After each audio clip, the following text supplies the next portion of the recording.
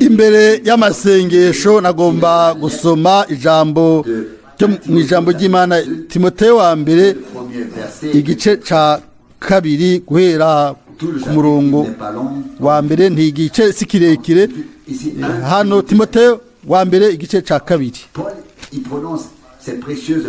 Paulo avuga ano majambo y'igiciro abwira abagenzi be bo muri kiriya gihe. Ibyari byiza kuri bo ni byiza kuri twebwe, kuko yari umuntu w'Imana arongowe na Muhemu Yera. Ntiyavuga ibyiwe nk'uko tumaze kubivuga inshuro nyinshi. Ibyo Imana yamuhaye canke ibyo umwami yamushikirije yashoboye nawe kubishikiriza. Timoteyo wa mbere igice ca kabiri, ijya mbere y'ibindi byose ndabahanura kwingingira abantu bose no kubasengera no kubasabira no kubashimira Imana, kandi cyane cyane abami n'abashizwe hejuru bose, kugira ngo twame mu mahoro dutekereje twubaha Imana turi inyankamugayo rwose. Ibyo nivyo byiza byemerwa mu nyonga z'Imana umukiza wacu. Umurongo wa 4, igomba ko abantu bose bakizwa bagashika ku kumenya iby'ukuri. 5, kuko hari Imana imwe kandi hari umuhuza umwe n'Imana n'abantu, nawe nyene n'umuntu ni Kristo Yesu. 6, yitanze kw'incungu ya bose, kandi ivyo bishingiwe intahe mu bihe byavyo. 7, nico nashiriweho kuba umusiguzi n'intumwa, mvuze ukuri simbeshi, n'umwigisha wo kwigisha abanyamahanga ukwizera n'ivy'ukuri. Umurongo 8, nuko ndagomba ko abagabo basenga hose batarika amaboko yera, bataratse, batagira ibihari. 9, kandi n'abagore nyene ndagomba ko bambara imyambaro biberanye, bagendane isoni, badahugumba kandi badashazisha gutsiba umushatsi canke izahabu canke imaragarita canke impuzu z'igiciro kinini. Murongo wa 10, ariko bashazishe ibikorwa by'ingeso nziza nk'uko bikwiye abagore bavuga yuko bubaha Imana. Murongo wa 11,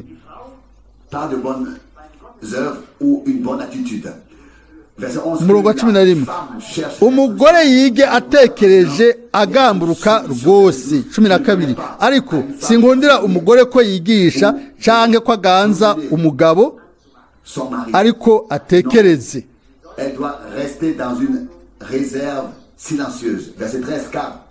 Kuko Adamu ari we yabanje kuremwa, hanyuma Eva. 14, kandi Adamu si we yahenzwe, ariko umugore niwe yahenzwe agwa mu bicumuro. 15, yaraguye, umugore niwe yaguye ubwa mbere. Yamara azokizwa kubwo kuvyara nibashishikara kwizera no kugira urukundo no kwezwa bifatanye no kudahugumba. Gushika hano rino jambo ry'igiciro ry'Imana si ivyo gusigiririza. Paulo si vyakora hano, ariko ibintu avyita amazina yavyo, kuko yarahamagawe, yacaguwe kugira ngo abe umwigisha w'abanyamahanga, umuvugabutumwa azanira ijambo abantu, kandi yategerejwe kuvuga ukuri nk'uko yaguhawe n'Imana. Kandi yagombye gusa kubivuga, yagombye yuko ivyo bintu bishirwa mu bikorwa canke biba bihuye n'ibigororotse bivuye ku Mana.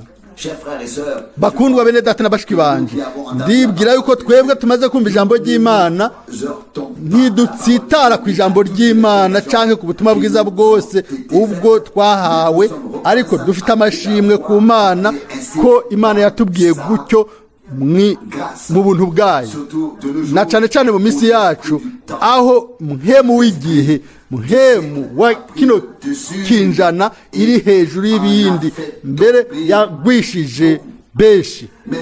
Ariko abagomba by'ukuri kugira ubuzima bwubasha Imana, ubuzima buhimbara Imana, bazoca iruhande y'ibintu byose, bazogumana ijambo ry'Imana mu mutima wabo. Oya, bazogumana gusa ijambo ry'Imana mu mutima wabo muno mu muhemu. Idufashe kugira ngo twese tube abantu bagaba, twitwararika ijambo ry'Imana n'ibyo tugiye kumva, n'ibyo tugiye kuronka byose tubigabe ko kandi tubyizere. Bakundwa, tuzoronka ku Mana ibyo yaduteguriye, dufite amashimwe mbere no ku masaha ya nyuma, no kukiza indwara ibyo yaduhaye kubw'ubuntu. Ntidushobora kwibuza guhimbaza Imana no kuyishimira. Turifuza gusa ko ijambo ryayo ribe mu kibanza cya mbere, izina ryiwe rihabwe icubahiro, rihabwe ubwiza. Duhaguruke kugira dusenge twese hamwe. Mana yizigiwe, turagushimiye n'umutima wacu wose, turagushimiye kubw'ijambo ryawe ryera ry'igiciro, iminsi yose rifise ububasha mu minsi yacu. Turazi yuko isi n'ijuru bizokugwaho, ariko amajambo yawe azogumaho, icyo azokora gusa no gusohozwa. Ijambo ryose iryo wavuze, isezerano ryose iryo watanze rizosohora. Mwami, mu mitima yacu mu bwina turagushimiye ko twemereye gusubira gukora hano no munsi, kandi twumva ijambo ryawe, ngo twiyegurire ijambo ryawe, kandi tugire ingeso nk'uko tugomba kugira ingeso nk'ubwoko bwawe. Ungirire ubuntu Mwami. Mwami, mu buzima bwanje naho nyene byose kumbure ntibimeze nk'uko byateza kumera, ariko nungirire ubuntu, nutugire ubuntu twese Mwami, kugira ngo dushobore kuza imbere yawe, duhagarara imbere yawe Mwami nk'uko bigomba, uko tumera hamwe n'ubuhagararo bwiza. Turagusenga mu bwina bw'imitima yacu, tugirire imbabazi ubu kandi ubandanye kutuvugisha Mwami. Turagusenga mu izina rya Yesu, amen. Amen. Turicara. Nihashimwe hashigwe hejuru Mwami ko tufise ibyo byizigiro n'ubwo ubushizi bw'amanga ko tuzoba turi mu bwiza, atari kubera tubishaka, ariko kubera Umwami yabifashe kwingingo gutyo, kandi kubera yaduhamagaye, yatugiriye ubuntu, yaduhaye ubugingo budashira. Kuwa gatatu uheze twese twaranezerewe n'umutima woce, turafise amashimwe ku Mana ko yahezagiye na mwebwe mwarahawe umugisha kuri weekend. Nari mu Buswise, rwabaye inzu yanje ya kabiri. Imana yongeye gukoranya abantu kenshi. Umuntu abatazi mu mpeme yuko yategerezwa kuba kuronka mwene data tuvukana mu mubiri, mukuru wanje yambwiye ati uno munsi utegerezwa kuba umerewe nabi. Nibajije yuko nategerezwa gukora nka Yohana uko yabikoze. Yambaye urushato rw'intama ku mugongo acaragenda. Uko bamunegura kose, n'ibintu byamugwako, n'ibintu byaza bikamuyiturako, iruhande yiwe yari afise ikintu kimukingiye ciza, yari afise ikimukingiye ciza. Murazi neza ibintu ntibikora inyuma, bikora imbere, bishika imbere. Nibyo nivyo dukeneye. Ibyo dukeneye ni ubushobozi bw'imbere bushobora guhinda ibintu byose bitujeko. Amina. Rimwe na rimwe umuntu ntanibaza yuko abahanuzi bose n'intumwa zose n'Umwami wenyine ubwiwe baciye mu bibazo byinshi no mu kaga kenshi natwe twese tukagomba inzira irimo amashugwe, inzira nziza, twese tukagira ibintu by'amahirwe, bose batuvuge neza. Umwami aravuze ati muzoba mugowe niba bavuga neza. Nibyo bakoreye abahanuzi b'ibinyoma. Ntidushaka kuba abahanuzi b'ibinyoma, dutegezwa rero kwemera yuko ibintu bibe nk'uko umwami yabivuze. Murazi rimwe na rimwe twe turafise ingero zacu, tugakata ibintu tukifatira uburorero nk'uko tubigomba. Ibyo ni twe tuba twabikoze, sivyo? Bivuga ko Mose yakoze byose bihuye n'akarorero ako Imana yari yamweretse, kandi ntegerezwa nanje kwimenyereza ibyo ntibibe nk'uko jewe byongwira, ariko bibe nk'uko Imana iba yabiteguye. Murazi neza yaba twari Imana twokoreze ibintu byose mu buryo bwiza cyane, nta satani yobaho, nta caha, nta ngwara, nta rupfu, nta mibabaro. yaba twari Imana ibintu byose byo ari byiza, byo ari agahore, byo ari umunezero. Ibyo nibyo twumva kenshi, kuko iminsi yose turidoga ngo ibintu ntibimeze neza, hanyuma tukashira ikintu ku mugongo w'Imana nk'uko tuyirega dukikirije, ntitwitwararike neza, ngo ntiyitwaritse neza byose. Oya, ntiduhagarike umutima. Imana yacu iminsi yose iri ku kazi, byose biri munsi y'ububasha bwiwe. Nimba ijoro rigomba kuza rikadutwikira, satani akadutera ubwoba, dunezererwa intsinzi. Imana iracari ku kazi. Rero ni twebwe bwo kumushimira, kandi ni igikorwa cyacu cyo kubikora, si gusa iyo babidusabye, ariko n'umutima wacu wose. Murazi yuko twebwe ntiduhazwa nuko twe twokwikiza ubwacu, turagomba yuko abandi nabo nyine babimere uko. Twe ntiduhazwa nuko twamenye Imana, turagomba yuko abandi bamenye Imana. Twe ntiduhazwa nuko tuba twarakiriye uguhishurirwa k'ukuri, turagomba yuko n'abandi nabo bagomba bakakira, bakizera uko kuri kw'Imana. Hanyuma Bibiliya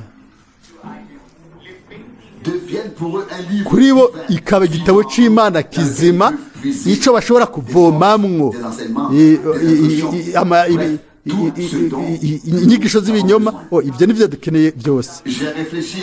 Nibajije ku kibazo gikurikira, igihe abatizera canke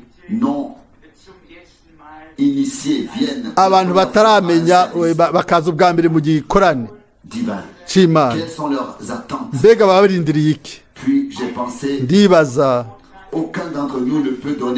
nta n'umwe muri twebwe yokora igikorane kinini cyane agakora amajambo akomeye, ntabwo dufise ibikwiye. Uburenganzira duhabwa na Bibiliya nk'uko tubwifuza ntibuba buri ngaho. Umuntu agaca yibaza nimba umuntu ataza gutaha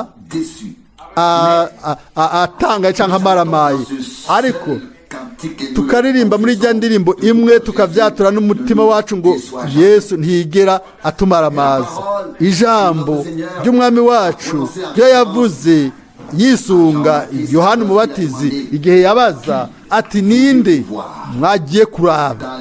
Mu butumwa bwiza bwa Matayo mu gice ca 11 hariyo intahe nziza cyane. None ninde mwagiye kuraba? Umugabo afise inyambarabami, umugabo umudogiteri muri teologiya. None mugomba kubona nde? Umugabo agenda aja ahantu hose, agendera ahantu heza havugira ubutumwa, yambaye impuzu nziza nk'iyo bambara mu nzu z'abami. None mwagiye kuraba nde?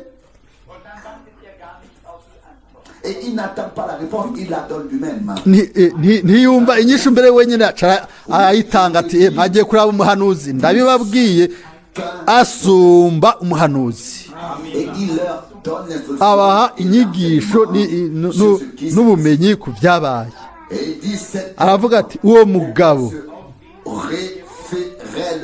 uwo umuhanuzi yisunga Yesaya uwavuzwe n'umuhanuzi Yesaya murabona Imana yamye ifata abagabo abo inyigisho kumbure yabangamira abandi ariko bari abagabo abo abantu b'ukuri bagomba kwishimikiza ngiyo ingero y'Imana kugira ngo ntihagire umuntu n'umwe yo kubahwa ariko Imana ironka ibyubahiro byose mu by'ukuri ntigeze ifata abantu b'abanyabyubahiro bazwi hose mbere bamwe muri bo ntibari bazi n'abari bo ntibavuze cyane ariko bari bafise byinshi bavuga bivuye ku Mana ndizera yuko biba bihambaye cyane nivyo nibaza ubu rero twasomeye hamwe ijambo iryo dusoza gake cyane muri kino kibanza haravugwa hano ngo dutegerezwa gusaba amasengesho gusabira no gushima ku bantu bose ku bami n'abaganza kugira ngo dushobore kugira ubuzima butekanye mu kubaha Imana kose mube imvuga kuri ninde asengera abantu bafise amabanga akomeye cyane barangura ninde abibuka imbere y'inyonga z'Imana n'umutima by'ukuri w'imvuga kuri atari gusa ngo bakore amabanga canke ngo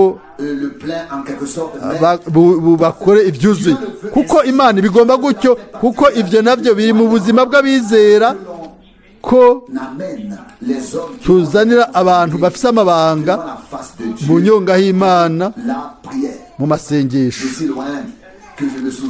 ibyo nibuka abizera barasenga guhera hari imyaka hari leta ni kuri Isirayeli yego aho rero naho nyene kubera ubwoko bwose atari kubaganza ariko hano n'umurongo wa Bibiliya nkindi yose cyo gituma dutegerezwa nawe kuwitwararika mu mutima wacu murazi yuko iyo abantu bakankamirana twese turiteguye kubikora ariko birashoboka yuko hatari hakenewe gukankamira iyo tuba twabisengeye imbere turareka ibintu byinshi tukabirekera umwansi tukabirekera n'abantu hanyuma Imana tukayiha ibintu bike ibintu byose ikora mu buzima bugaragara bw'umubiri kugira ngo ashobore kurongora umutima w'abantu turazi yuko tumejeje kumva ko umugabo ahejeje gutanga imihoho tugira agahinda mu mutima ariko ku rundi ruhande niwe yari minisitiri wa mbere wo muri Isirayeli yashoboye kuvuga neza ati sinzigera mpa ikiganza Umudage ariko ni umubabaro mwinshi wahawe bujya bwoko n'abandi bose bagiye mu rugendo muri Isirayeli ntibabuze kubona yuko mwene data Gordon nawe yagize ibihe bikomeye bibi cyane kumbure ibyo nta kibanza bifise hano ku myaka 15 yagombye guta mushiki wiwe amuterera ahantu kumuturira icyo bisobanura aho yabikoze ari munsi y'inkoho y'aba SS icyo birasobanura iki ku muntu nk'uwo nta muntu n'umwe ushobora kuba yubyibaza ata kintu kimugwanirira, ata byizigiro, yagiye mu bihe nk'ibyo yari arimwo. Nta kintu cyariho cy'uko ibintu bizomera neza. Uwo muntu twese, jewe ubwanje sinzi imbere, yaravuze ati mwere data Frank, naragwanye n'Imana, ndagwana n'ubwoko bw'Abadage, ndashwana n'umugore wanje, turashwana cyane. Aravuga ati umunsi umwe ijambo ryaciye ku minwa yanje, aravuga ati Magda, ni kangahe tuzogumana ibi mu mitima yacu, ibi bizotujya, bizodusambura, bizotugira ubusa, bizodusambura. Hama aravuga ati ntidushobora kwibagira ibyo byose. Aravuga ati ariko hanyuma ntidushobora gusa kubyibagira, turashobora no guharira. Uwo mugabo arambwira ati mwene data Frank, guhera kuri uyu munsi hariho ikintu gishasha mu mutima wanje no mu buzima bwanje. Ndashobora gukunda Umudage wose nk'abandi bose. Ndabona ibintu ukuntu gutandukanye kw'ibyo nabona gushika kiriya gihe. Umugabo witwa Begin ntiyagize uwo mwimenyerezo hamwe n'Imana. Mu by'ukuri yashoboye kubabazwa n'ibintu byinshi mu Burusiya na hano mu Budagi. Yarabyiyumviriye ko ari muri Amerika imbere yo kugaruka, ariko twokwifuje n'umutima wose ngo aronke ico ikiraro kimujabukane hakurya. Ubu rero ntituzi ibigiye gukoreka. Ikintu kizwi ni kimwe, ukugomba kw'Imana kuzokoreka. Niba ku bantu ku bundi bwoko bwose tudafise ukwizigira mu kugoroka kw'ibintu, kuri Isirayeli turafise ukwizera kutagira imbibe ku Mana, ko ubwo bwoko Imana izokurikirana inzira yayo nabo. Nibyo biriko biraba. Umuntu adakunda Isirayeli ntakunda Imana. Ico ni ikintu kigaragara. Nta muntu n'umwe akeneye gusubira kugaruka kw'iryo ryungane. Turashobora kuvuga neza ko umuntu akunda Imana, arakunda n'ubwoko bwayo Isirayeli. Ibyo ntacyo bipfana na politike, ariko ni ukubaha imbere y'Imana. Imana yacaguye Aburahamu, Isaka na Yakobo n'ijya miryango 12. Yaraje, ubwoko bwa Isirayeli buravuka, yabaye ingingo y'Imana. Umuntu atubaha ico kintu ntafise kubaha Imana, ntafise gutinya Imana, Imana agomba kuyinganisha nayo. Ibyo siko bigomba kugenda. Oya, twe turubaha umuhamagaro, gutoranywa, amasezerano ayo Imana yatanze, ayo yakoze, kandi turamushimira. Rero haravugwa hano Timoteyo wa mbere 2:3,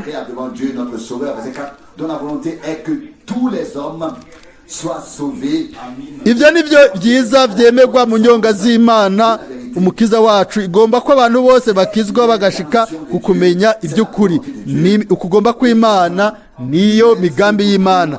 Naho twosenga ngo ukugomba kwawe kubeho, benshi ntibiyegurira ukugomba kw'Imana, ntibitwararitse n'ukugomba kw'Imana, ariko bakurikira inzira zabo. Hariho akarorero mu isezerano rya kera, nabisomye no munsi muri Samuweli na Sawuli. Ni ikigabane kidasanzwe. Sawuli yari yaronse igikorwa atakoze neza. Umwami acaramukura. Kumbure mwotangara, ariko kumbure nico kigabane kimwe muri Bibiliya yose hariho ukuvuguruzwa biboneka ijambo kurindi. Habibabwiye namwe muraza kubibyibonera nimwasoma neza icyo kigabane ariko si ukuvuguruzanya. reka ndabibasomere. haravugwa hano ku murongo wa Samuel wa mbere 15 murongo wa 29. Et n'éprouve de remords, car il n'est pas homme pour se repentir. Maintenant, écoutez. ubu rero mwumve umurongo wa 10. La parole du Seigneur fut adressée à Samuel. maze ijambo ry'uhoraho riza kuri Samueli 11 riti, ndicujije icatumye nimika Sawuli, kuko yamvuye ko akanka gukora ibyo namubariye. maze Samueli araraka akesha ijoro atakambira uhoraho.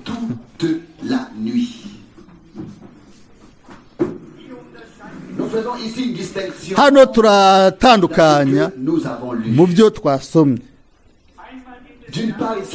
uruhande rumwe bijanye n'uko Imana yavuze iby'Imana yageze, ibiri mu mugambi wayo w'agakiza ntibishobora kwicuzwa ko, ntibishobora gukugwamwo. Imana ibihagarara ko ibihe bidashira. hano mu bya Sawuli ntiyabaye ingingo y'Imana, ariko ubwoko bwobwo bwari bwacaguye Sawuli nk'umwami. baje kuraba Samuel baramubwira, Samuel wa mbere 8:4 bati, urashaje, abahungu bawe ntibari mu nzira zawe, n'ibindi n'ibindi. turashaka rero kubona umwami nk'ayandi mahanga yose bamufise, baramufise umwami umwe. aha si ntibyari bijanye n'ingingo y'Imana no guhitamo kw'Imana, ariko yari ingingo y'umuntu. iyo Imana yashoboye gusa kwemeranya nabo. arabwira Samuel ati, bahe Sawuli nk'umwami. hanyuma acagereranya na ca gisaka c'amahwa. murabizi mwese ibyanditswe. ibi rero bibe bitomoye rimwe burundu. iyo Imana ivuze ijambo, ifashe ingingo, ntishobora kwicuza kuri iyo ngingo. ibikoze nko mu gihe cyo kwa Sawuli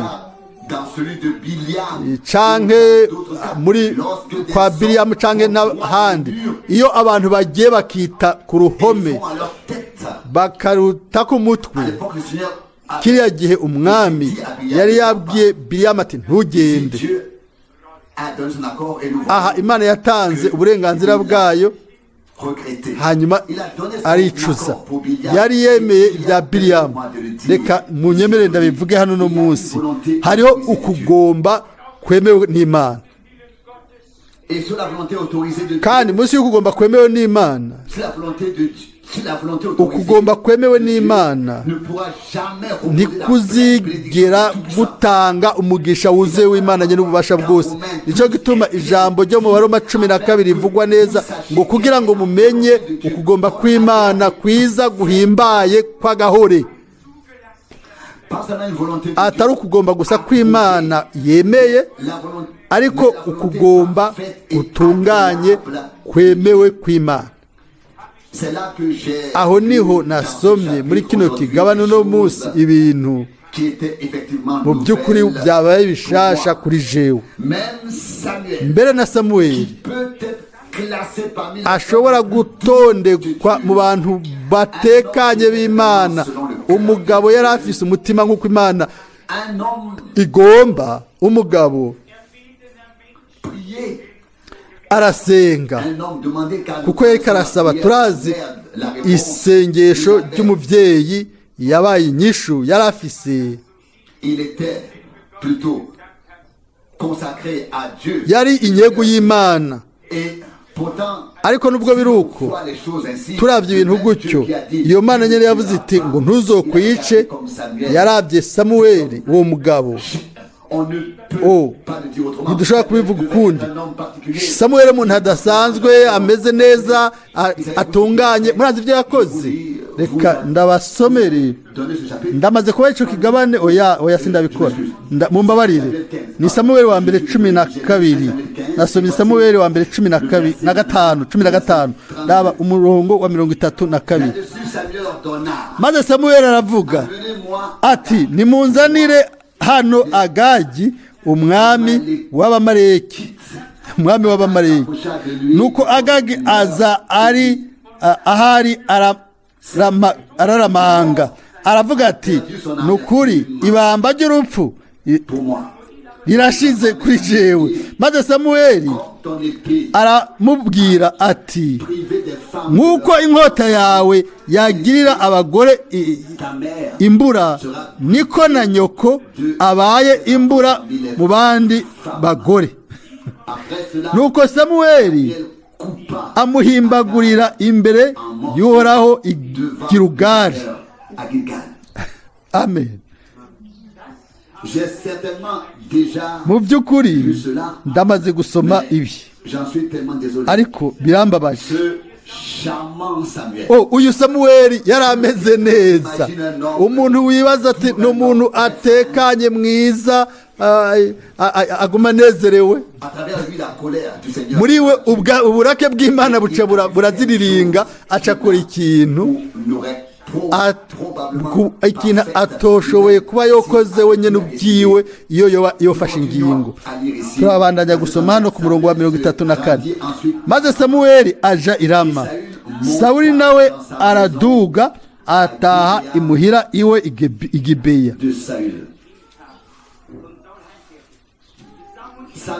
Guhera icyo gihe Samuweli ntiyongera kubonana na Sawuli kurinda apfa, atarukwama amuririra kuko Uhoraho aricuza ico yimikiye Sawuli ngo abe umwami w'Abisirayeli.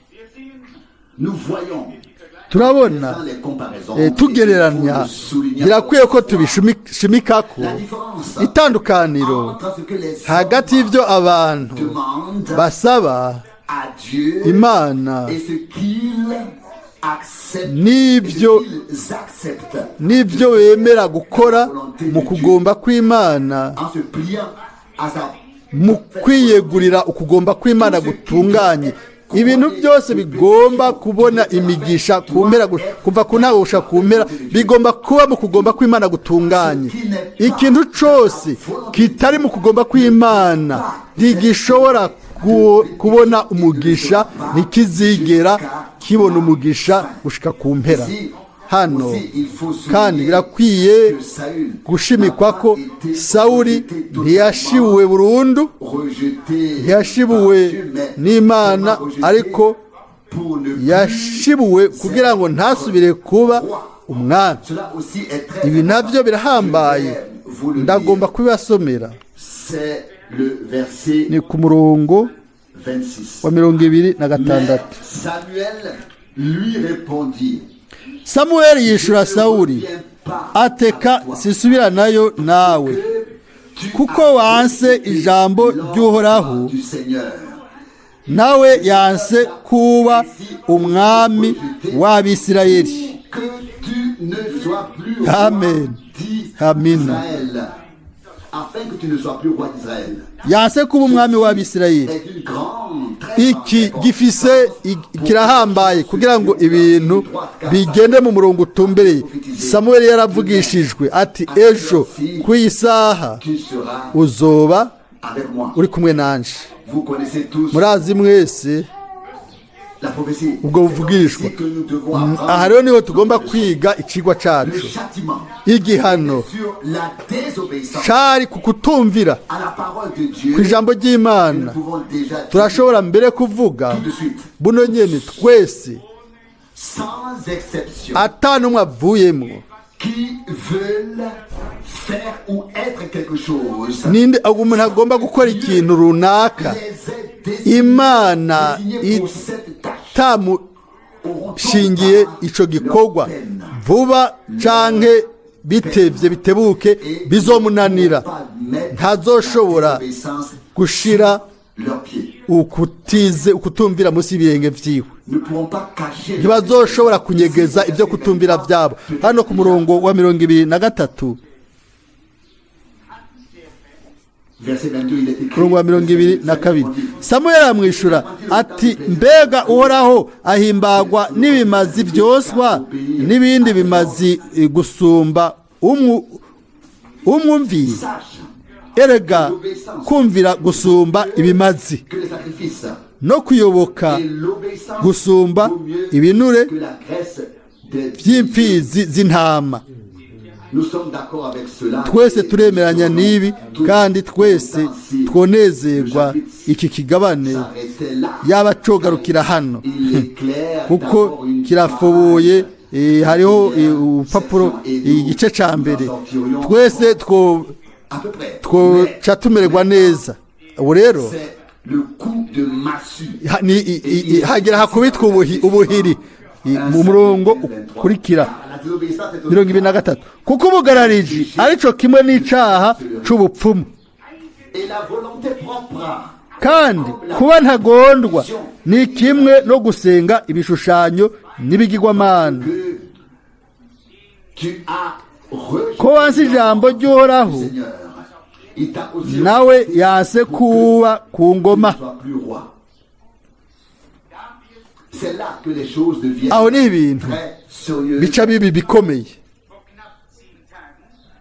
Il y a à peine 10 jours. haheze iminsi 10 kumbure harashitse hano muri ino nzu iruhande umugabo akiri muto yareze uwundi bose babiri d'être en quelque sorte un voleur. ko barabasuma Tous deux croyants. bose bari n'abizera umwe arega uwundi ko ari umusuma.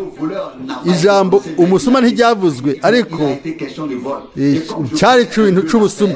Nguko rero ibintu ntari ndabizi neza nagombye kuba hagati.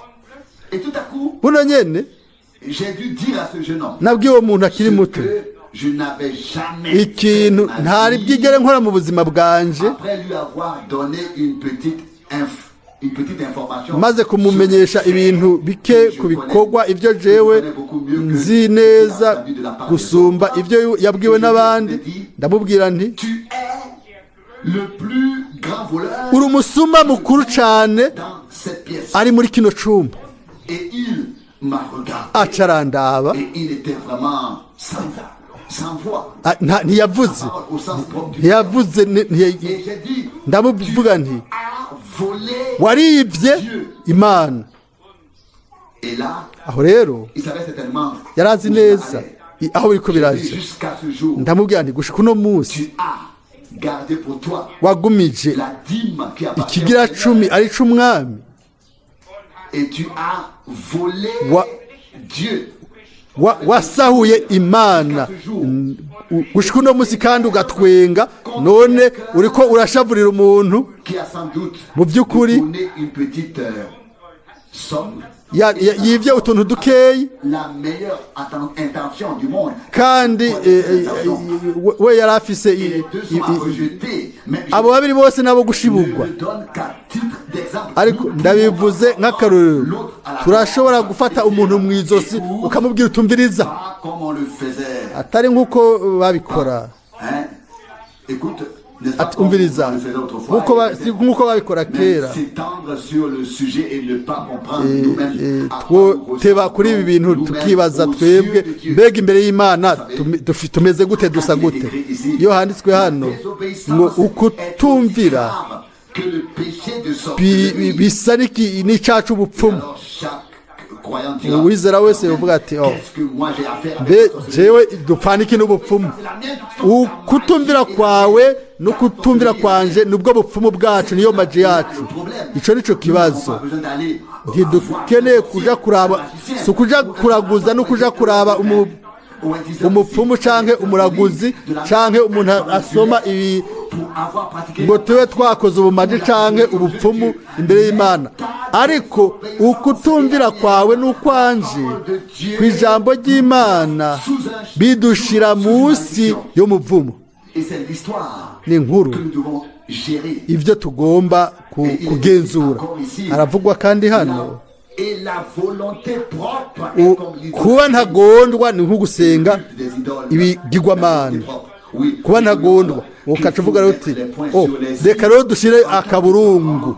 Nous avons Twe nk'abavyeyi twarabonye neza igihe nos enfants abana bacu étaient arrivés au point bashitse igihe la tête bagomba kugamika izosi ngo bagende gushika de leur propre volonté. aho bafise ivyo bigombera. Nous avons tous vécu cela. Twese twarabonye ivyo igihe twarera abana. C'est à ce moment-là N'ico gihe rero aider un peu niho que les enfants bikwiye ne comprennent kurera abana kuko ntibumva ubwabo yuko ukugomba kwabo kuba ntagondwa bigomba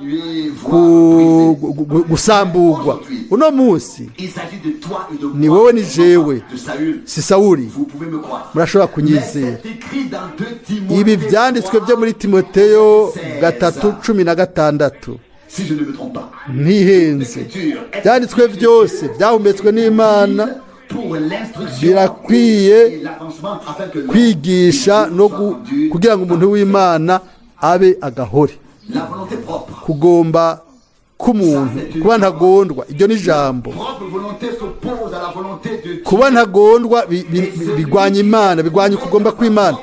Umuntu muri we Être trouvé dans la ari mu kugomba kwiwe ntazigera aba mu kugomba kw'Imana. Nico gituma dans nos cœurs hari mu mitima yacu profonds inyota y'ibwina ubwa mbere kumenya ukugomba kw'Imana muri byose, une chose dangereuse. kandi ni ikintu naco giteye ubwoba. Birakwiye Ensuite, yuko mu nyuma umuntu aba yiteguye imbere yo gusaba ngo tubihishurirwe. Umuntu qui la volonté de Dieu wo ukugomba kw'Imana ataraguhishurirwa, ne la fait pas atabikora ou ne peut pas la faire. canke adashobora kubikora, azovyivanamwo neza gusumba Bien connu la abo bose bamenye ukugomba kw'Imana sont restés ariko bakaguma mu kugomba kwabo.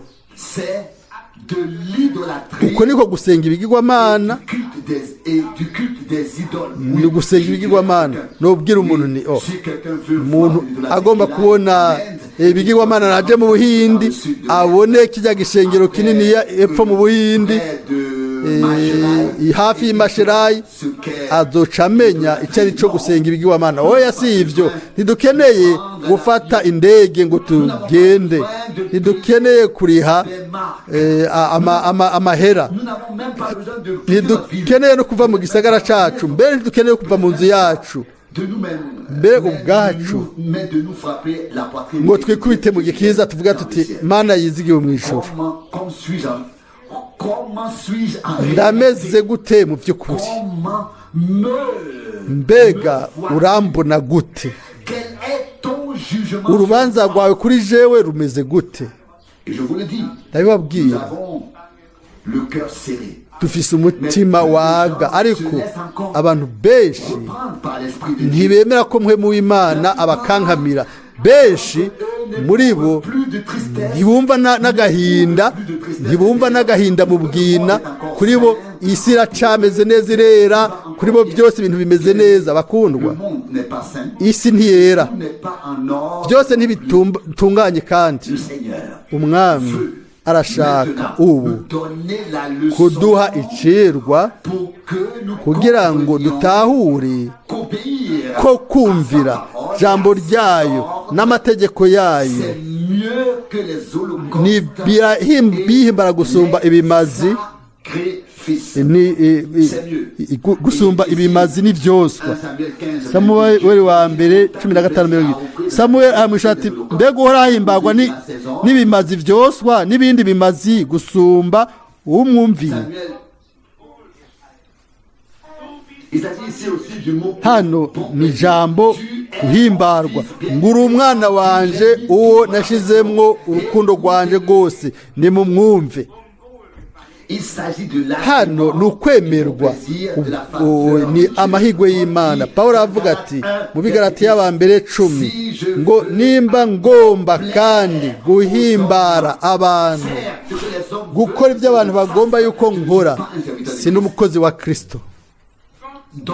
Rero kuba uhimbara Imana bisobanura ego imbere umutima wanje no mutima wawe, we n'ijambo ryayo n'igikorwa cyayo hamwe n'itegeko ryayo, itegeko ryayo, ukwemera imbere, ukemera Imana atari ibyo gusa, kandi no kugomba gukora ibyo yatubwiye, ibyo avuga. Mu by'ukuri ntibigoye, kuri abo bose biteguye gukora ukugomba kwiwe. Hariho ijambo ryiza ry'ubwiza mu isezerano rishasha. Abo bose bakurikiye ukugomba kw'Imana bakagushira mu bikorwa, bemeye kubatizwa mu mubatizo wa Yohana. Kiriya gihe nico cari gisabwa, nico casabwa kugira ngo ategure inzira y'umwami. Ndibwira yuko igihe cyose Imana ivuze ikintu runaka kandi kikavugwa mu butumwa bwiza, abantu bafise amahirwe yo kwiyunga n'ico kintu, uko niko batsindanishirizwa n'Imana, atari mu bikorwa byacu, atari mu byo dukora. Aho niho tugomba kuregana twebwe ubwacu, tukagwana hagati yacu, tukagwana n'amadini yose yitwa ngo na ya Gikristo. Umwe wese agerageza gukorera Imana. Nejo mu ijoro kumbure bose barakeneye gukora Imana. Nanicaye n'abantu bake mu cumba iruhande, umugore aravuga ati, mugabo Frank, byagomba kuba ibifoboye yuko umwe wese agomba kwizera, niyizera azokizwa umuntu wese. Ndateza ko namubwiye nti mupasoni sivyo, oya ibyo sivyo, ibyo nivyo atari byo. Nimba umwe wese yagomba gukizwa kuko yizeye iki canke yizeye kiriya canke ikindi, none iparadizo yoba imeze gute? Ijuru ryoba rimeze gute? Hoba harimo ibikino byinshi cyane mu ijuru, hobayo ibihari byinshi mu ijuru. Oya, ukwizera kwacu kushingiye mu Mana no mu majambo y'Imana. Dutegeza kwizera nk'uko ibyanditswe bivuga. Nimba tugomba kuguma duhagaze imbere y'Imana tukazoseruka imbere yayo, nta bundi buryo buriho. Gushika uno munsi mwe wese arizera ico agomba kwizera, akizera kandi yuko azokizwa. Ariko ivyo ntibizoshika, ntibizosohoza. Ngivyo ivyo ni Luka 10 igice c'indwi, Luka 7:29. Tout le peuple qui l'a entendu, même les publicains, ont suivi la volonté de Dieu. Kandi abantu bose n'abatoza kori bumvise Yohana bemeye ukugororoka kw'Imana kuko babatijwe na Yohana. Murongo wa 30.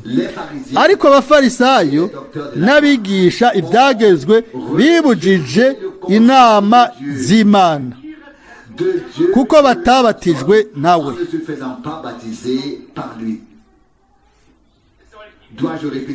Nsubiremo uno murongo wa Bibiliya, Luka gice c'indwi murongo wa 29.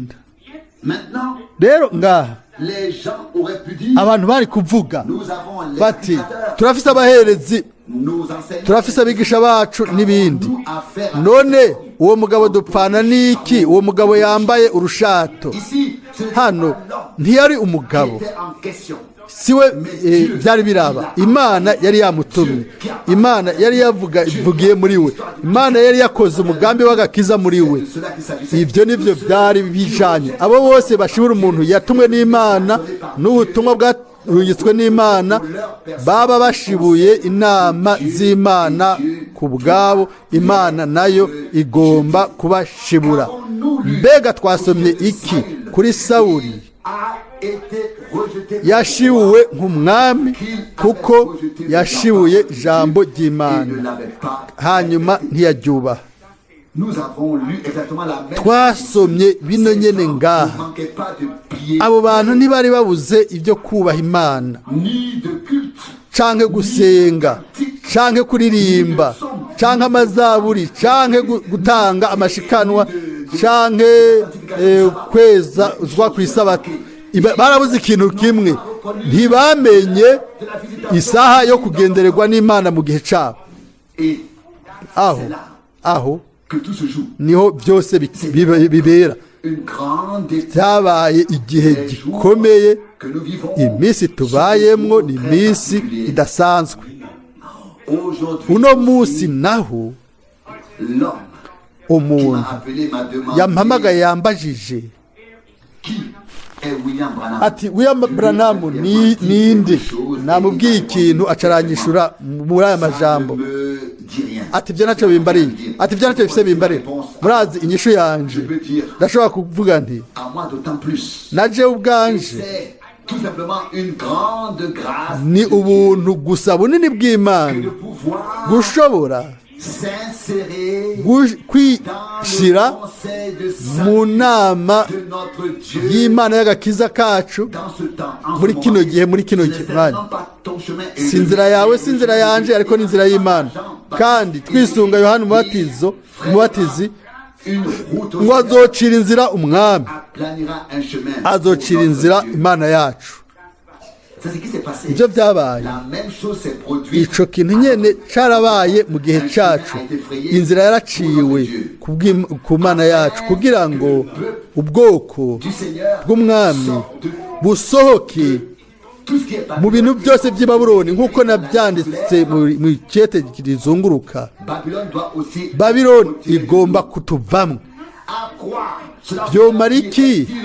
Byomara iki abantu iyo baba bakoze urugendo rurerure de la captivité hanyuma bakaba bavuye i Babuloni, bakaba baje bazanye Babuloni muri bo n'ibintu by'i Babuloni babizanye. Aho niho binyibutsa, ndabona mwene data blog yicaye hajya, ni byiza, ndizera yuko namujanye hariya igihe nari kuri Gisagara, kuri cya gihome cy'amaborogo na bijya bitabo byose by'Talmud i Babuloni. Iryo jambo Talmud i Babuloni ndarikunda cyane, ni Talmud y'i Babuloni. Hariho zibiri, hariho Talmud y'i Babuloni na Talmud y'i Yerusalemu. Murazi ico ibyo bisobanura? Singomba kuhateba. Nibijanye n'iki no munsi? No munsi si gusa gusohoka mu gwijiji bwa Babuloni, mu ndimi zimwemu, ariko ni ugukora ku buryo ubwo gwijiji ruve muri twebwe, rutuvemo, dushobore gutahura ubu imvugo y'Imana, dukurikire inzira z'Imana mu kumvira. Atari uko turashobora ukwiha isura yo kubaha Imana nta n'umwe bigirira neza. Imana yacu irondera abagabo baca mu nzira zayo, abantu baca mu nzira zayo bakayizigira, bakaba biteguye kuba abumvira. Bivugwa ku mwami wacu ngo mu mibabaro yiwe niho yize kubaha. Filipi 2:8 yarumviye gushika ku rupfu rwo ku musaraba. Ukumvira gusumba ibimazi. N'ibindi byose bihimbara Imana biri kuri ba bandi biteguye kuyumvira. Kuyumvira ni ijambo ryayo, n'ibyo yavuze byose, ibyo yadutegetse. Iduhezagire, ibigume natwe twese. Amen. Turahaguruka kandi dushime twese hamwe, turubika imitwe, tugume twunamenye, dutekanye Imana. Nimba hariho umuntu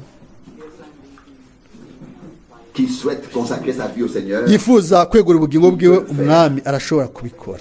Même si la parole nubwo ijambo est parfois tranchante, ryoba rikarishe kandi rikaze, nous entendons l'appel turumva umuhamagaro plein d'amour de notre Seigneur w'urukundo rw'umwami wacu umucunguzi wacu dans toutes ces paroles muri ayo majambo et à yewe travers yose. celles.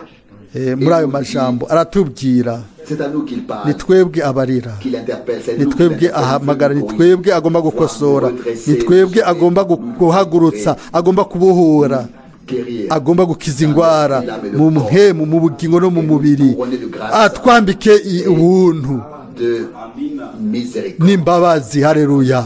Pendant que les Mu têtes gihe sont imitwe inclinées icunamye, et les yeux fermés, amaso yose yugaye, nagomba kubaza si quelqu'un nimba hari souhaite umuntu yifuza inclus, ko associé ashigwa à cette prière, muri rino sengesho, gutyo levez les mains, nimutuze ibiganza hanyuma murakoze mwese, murakoze. Mu by'ukuri turamaze gusoma mu ijambo ry'intangamarara yuko dutegerezwa gusenga, pour tous. dusengere Nous bose. allons maintenant Ubu rero le tugira faire tubikore ensemble. twese hamwe. Chacun umwe wese peut ouvrir arashobora sa kugurura bouche umunwa wiwe et remercier agashima, le Seigneur. agashimira umwami. Et nous voulons Turashaka présenter ensemble twese hamwe tuzana imitwaro mu nyonga h'Imana yacu, prions. dusenge. Père céleste, Data wo mu ijuru, de tout notre cœur, n'umutima wacu wose nous te remercions turagushimiye pour ta sainte et kubwo précieuse parole. ijambo ryawe ryera ry'igiciro.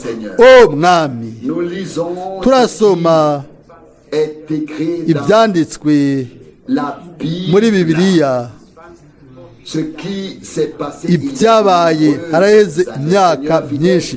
Mwami wizigiwe, numenyeshe ce qui manque chez moi, ibyo mbuze, ce qui doit ibitegerezwa corriger, gukosorwa, rectifier. ibigomba kugororwa. Dieu fidèle, Mana yizigiwe, nous te confions notre pays. tukujeje igihugu cyacu, leta yacu. Nous te confions Amen. tous ceux Tukujeje abo bose bafise amabanga. Oh Seigneur, O mwami, mana yanje, bénis-les. ubahezagire. Nous a fait dire de prier. Watubwiye ngo dusenge, Et c'est pourquoi ico gituma nous le faisons. tubikoze. Fidèle Seigneur, Mwami wizigiwe, guide toutes les décisions. urongore ingingo zose zifatwa muri kino gihe gikomeye tubayemo. Et il ne nous est pas difficile de croire. Ntibitugoye kwizera Tu le yuko feras. uzobikora, Tu dirigeras uzorongora les décisions, ingingo qu'elles soient politiques zaba iza politiki autres, cyangwa de izindi, manière mu buryo à ce que ta volonté ukugomba soit kwawe faite en tout. gukoreka muri byose. Nous prions aussi en turasengeye particulier kandi mu buryo budasanzwe pour le pays igihugu et le peuple d'Israël. n'ubwoko bwa Isirayeli. Mwami wizigiwe, Tu étendras sur eux uzoramvura kuri bo ikiganza cyawe kibakingira, uzorongora byose bihuye n'ukugomba rero bihuye n'ukugomba kwawe gutunganye. Mwami mana yizigiwe, turagushimiye yuko ibyo wakoze muri ino misi ya nyuma. nous sommes réunis Twakoranye uno munsi mu nyonga zawe, mu kwizera en toi muri wewe et en ta parole. no mu ijambo ryawe. Mwami warazutse, Tu es vivant. uri muzima. Et si le monde Nimba entier isi yose proclame mort, yotangaza ko tu wapfuye, t'es néanmoins révélé à nous, twebwe baratwihishuriye le vivant. nk'uri muzima. Et nous te prions, Seigneur, fidèle, Turagusavye mwami wizigiwe, ton pouvoir, ububasha bwawe bwo kuzuka, ta puissance ububasha de bwawe résurrection se manifeste. bugaragare, Ta puissance ububasha pour bwawe sauver, bwo gukiza, bwo gukiza indwara, bwo kubohora nibugaragare mwami. Ukore ton esprit ku bwa mpemu wawe d'une manière mu buryo aussi puissante bw'inkomezi que jamais auparavant. bitigeze kuboneka imbere yawe. Uheraheze De tout autre esprit ibikorwa byose by'izindi mpemu, kugira ngo mpemu wawe aganze hagati yacu, et que ta parole, ijambo ryawe la lampe de ribe notre pied, itara ry'ibirenge byacu, puisse s'accomplir ukugomba kwawe gusore nk'uko biri mu ijuru sur la terre. bibe mu isi nk'uko biri mu ijuru, kugira ngo kugomba kwawe kube kandi kuri twebwe.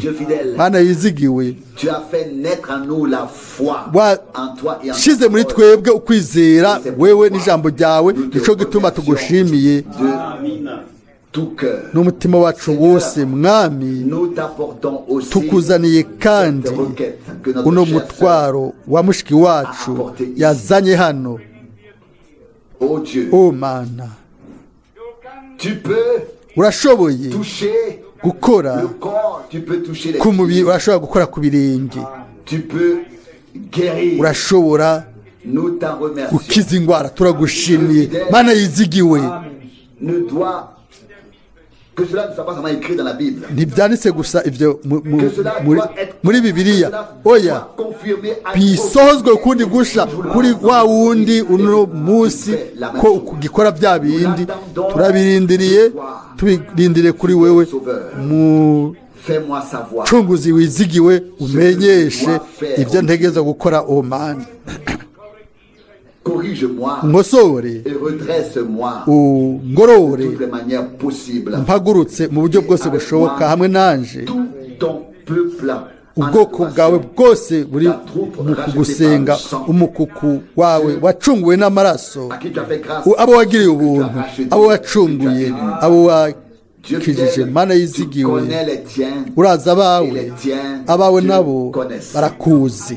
Bénis Uhezagire tous ceux qui abantu bose batashoboye kuba hano kuno mugoroba, babe hafi, qu'ils sentent que nous bumve nous yuko souvenons d'eux dans la prière. tubibutse mu masengesho. Mwami, Tu connais tous urazi ceux abo bose qui font appel à toi, baguhamagara, présentent leur requête de prière bazana devant ton trône de imitwaro ku ntebe yawe y'ubwiza. Mana yizigiwe, ku ntebe yawe y'ubuntu. Utwumve Mwami, kuko tuje kuri wewe sous le couvert du sang munsi de l'agneau y'amaraso y'umwagazi. Turagushimiye pour la rédemption kubwo qui a eu lieu ukudutungura à Golgotha. byabereye i Golgotha. Turagushimiye kubwo kudutsindanishiriza, kubwo kwizera muri wewe, pour le pardon kubwo imbabazi de toute faute et de y'amakosa yose n'ibyaha pour la byose, vie éternelle. kubw'ubuzima budashira ubwo waduhaye kubw'ubuntu. Seigneur, Mwami wizigiwe, sauve encore usubire ukize ubugingo en cette terre muri bino bihe bya nyuma. Wihishure ijambo ryawe no kugomba kwawe abo bose abo wageneye kubona ubwiza bwawe. Ntihagire n'umwe hagati yacu abantu boba bashizeho nka Sawuli cyangwa bahinduye bakabinjiriza mu bwami bwawe. Mwami, turashaka yuko wewe wongera ku ishengero ryawe kandi ntiwigere uhinda umuntu uwo ukweze kuri wewe.